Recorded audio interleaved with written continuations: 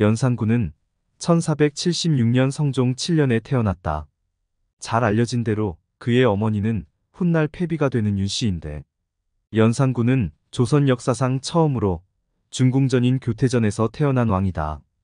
연산군 이전에도 궁궐에서 태어난 왕으로 단종과 성종이 있긴 하지만 이들은 모두 세자빈의 거처인 자선당에서 태어났다. 연산군은 조선의 걸주라는 최악의 오명을 뒤집어 쓴 왕이었지만 그렇기 때문에 조선에서 가장 강력한 임금 노릇을 한 왕인 것도 사실이다.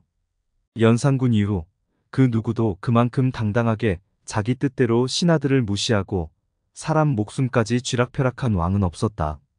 조선시대의 왕들은 의외로 신하의 눈치 보기에 급급했고 영조시대의 사도세자의 비극 역시 그런 와중에 벌어진 일이란 것을 염두에 둘 필요가 있다. 연산군은 조선왕실 역사에도 보면 궁궐에서 왕자로 태어나 왕의 자리에 오른 첫 번째 인물이라고 할 수 있으니 그 정통성에 있어서는 누구도 시비를 걸 수 없는 위치에 있었다. 그런데 폭군은 이미 태어날 때부터 그 씨앗이 다른 것 같다. 우리는 흔히 연산군이 자기 어머니의 비극적인 죽음을 알고 방탕하게 변한 것으로 알고 있지만 그의 어린 시절을 보면 이미 그 싹이 다른 사람들과 다르단 것을 알 수 있다. 대개 살인자들의 어린 시절 그들은 약한 생물들을 무참히 죽이는 일들을 예사로 자행했단 이야기들을 듣지 않는가. 연산군 또한 그와 같아 연산군 일기에 그의 폭군으로서의 행보는 왕이 되기 이전부터 시작되었다라고 씌어있다. 그가 세자 시절 아버지 성종이 불러 다가가려 하는데 난데없이 사슴 한 마리가 다가와 그의 손등을 하차댔다. 이 사슴은 성종이 몹시 아끼던 짐승이었지만 연산군은 단지 자신의 옷이 더럽혀진 것에 화가 나서 사슴을 발로 걷어찼다. 이것을 본 성종이 그를 꾸짖었다. 그런데 이날의 기억이 오랫동안 머릿속에 남아있던 그는 자신이 왕이 되었을 때 가장 먼저 이 사슴부터 활로 쏴 죽였는데 연산군 일기는 이것을 이렇게 기록하고 있다. 성종이 사망하자 왕은 상중에 있으면서도 서러워하는 빛이 없었고 후원의 술록을 쏴 죽여 그 고기를 먹으며 놀이 즐기기를 평일과 같이 했다. 연산군 일기를 보면 그의 질병에 대해 그렇게 많은 기록은 남겨두지 않았다. 아마 그는 평상시에 비교적 건강했던 것으로 보이는 것이 성격이 학문에는 거리가 있었고 사냥을 좋아한 것이 그런 추측을 가능하게 하는 것이다. 아무튼 연산군 일기에는 연산군에게 고질병 같은 것이 있었다는 기록은 없다. 다만 잔병치레는 달고 산 것으로 보이는데 그는 세자 시절부터 이런저런 병치레를 한 것이다. 예컨대 1492년 10월 21일의 기록을 보면 요사이 세자가 면창을 앓아 강을 멈추었다는 기록이 나온다. 즉위 후인 1495년 연산군 1년 1월에 명나라에 가서 웅왕의 독산과 선흥고라는 처방을 구해와 만덕이라는 종에게 실험을 한 다음 의관의 동의를 얻어 그의 면창 치료에 사용하였다고 한다.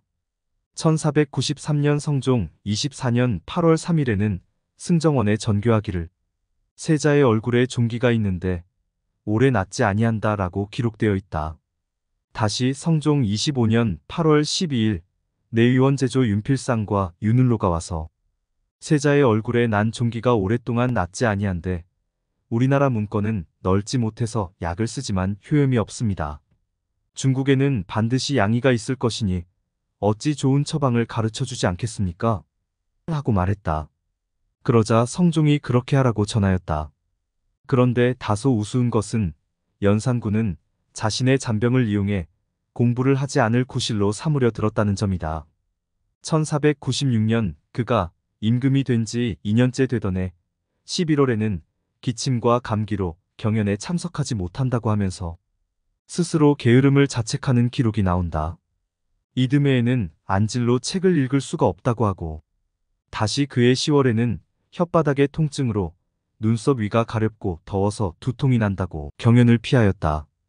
연산군 10년의 기록에도 그는 근일의 일을 보려 했지만 가려움증으로 괴로울 뿐만 아니라 설사가 잦아서 지금 약을 먹기 때문에 나가지 못한다고 무언가 미심쩍은 기록을 남기고 있다.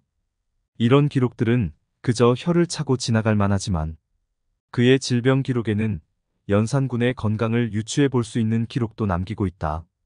시작은 소변을 질금질금 보는 증상으로 1495년 1월 8일 승정원에서 이렇게 아랜다. 전하께서 소변이 잦으심으로 축원천을 드리라 하시는데 신등의 생각으로는 오래 여차에 계시고 고귀에 나가심으로 추위의 상에 그렇게 된 것이오니 바지 안쪽이나 버선에다 모피를 붙여서 하부를 따뜻하게 하면 이 증세가 없어질 것입니다. 남자는 소변을 보기 위해 양기가 있어야 한다. 연산군은 하복부를 포함해 하체를 데운 다음 증세가 호전되었다고 한다. 이것은 그가 타고난 양기가 약하다는 의미일 것이다. 아닌 게 아니라 그는 정력에 좋다는 약재를 많이 찾았다.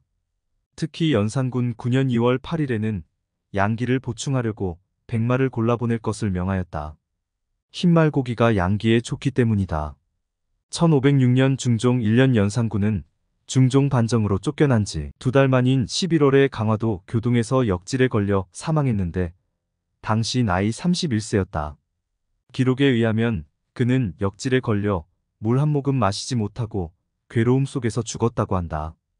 교동 수직장 김양필, 군관 윤기서가 와서 아뢰기를 연산이 역질로 몹시 괴로워하여 물도 마실 수 없을 뿐 아니라 눈도 뜨지 못합니다 라고 하였다.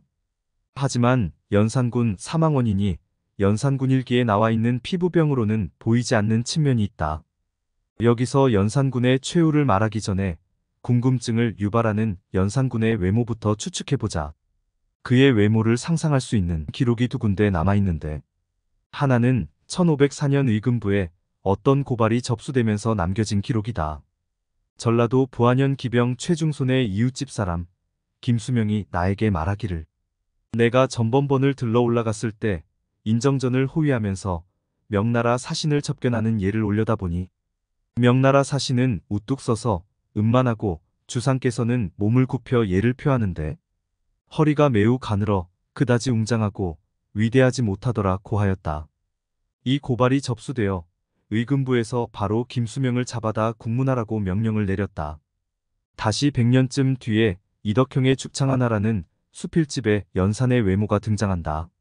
1593년 임진왜란 중 이덕형은 피난을 가던 중 진안으로 가게 되었다. 거기서 만난 한 노인에게서 어렸을 적 이야기를 들었는데 노인이 말하기를 그가 7살이었을 적에 군역에 차출되어 번을 서기 위해 상경했는데 이때 연산을 볼 기회가 있었다. 그가 본 연산은 낯빛이 하얗고 수염이 적으며 키가 크고 눈가에 붉은 기가 감돌았다. 대개 조선의 왕들 체격이 큰 것에 비해 연산은 반대로 왜소한 체구였던 것으로 보인다. 원래 성종과 연산의 어머니인 윤씨가 상당한 미남미녀였기에 연산 역시 미남이었을 것으로 추측할 수 있다. 그런데 꽃미남인 연산의 얼굴을 망치는 병이 그를 찾아왔다. 그것은 얼굴을 덮는 부스럼, 곧 면창이다. 이 면창은 그의 기록 곳곳에서 발견되는데 아마 그에게 상당한 스트레스를 주었을 것이다. 이런저런 것들을 종합해보면 기록은 그가 역질로 죽었다고 하지만 양기 부족의 꽃미남이 감당하기 힘든 얼굴 면창으로 어떤 정신적 불균형을 앓다가 광기에 빠져 폭군이 되어 죽게 되었는지 아니면 반정 세력에 의한 죽음인지는 깊이 생각해 볼 일이다. 옥새를 순순히 내어준 연산은 당장은 살 수 있었지만 위리안 치된 그의 목숨줄이 그리 길 수는 없는 일이었다. 아닌 게 아니라 13살짜리 세자와 두 왕자까지 죽여버린 반정 세력이 그를 살려둘 이유는 없었기 때문이다. 1506년 11월 8일 중종은 내관 박종생을 보내 수의를 내리고 장례를 감독하게 하였다. 겉으로는 연산이 병에 걸려 죽고 중종이 후하게 장례를 치른 듯이 보인다. 그러나 연산의 발병 날짜에 대한 보고는 그의 죽음이 예사롭지 않다는 것을 암시한다. 교동 수직장 김양필이 연산군이 역질에 걸렸다고 보고한 것이 11월 7일이다. 그리고 그 다음 날 김양필은 연산군이 6일에 죽었다고 보고했다. 그러니까 중종이 연산군이 역질에 걸렸다는 보고는 받은 것이 7일인데 그 전날 이미 연산군이 죽었다는 것이다. 강화도에서 한양까지는 파발을 이용하면 하루면 촉한 거리였다. 그런데 중종은 연산이 죽은 다음 날에야 그가 역질에 걸렸다는 보고를 받은 것이다. 사망 원인도 의문투성이다. 연산군의 사망 원인이라는 역질은 전염병이지만 같이 살던 나인들이나 군졸들은 누구도 역질에 걸리지 않았다. 그러니 연산군이 역질로 사망했을 가능성은 그다지 높지 않다 보이는 것이다. 연산군에게 절대 호의적일 수 없는 연산군 일기를 통해 그의 죽음을 읽는다는 것은 분명 그 한계가 있어 보인다.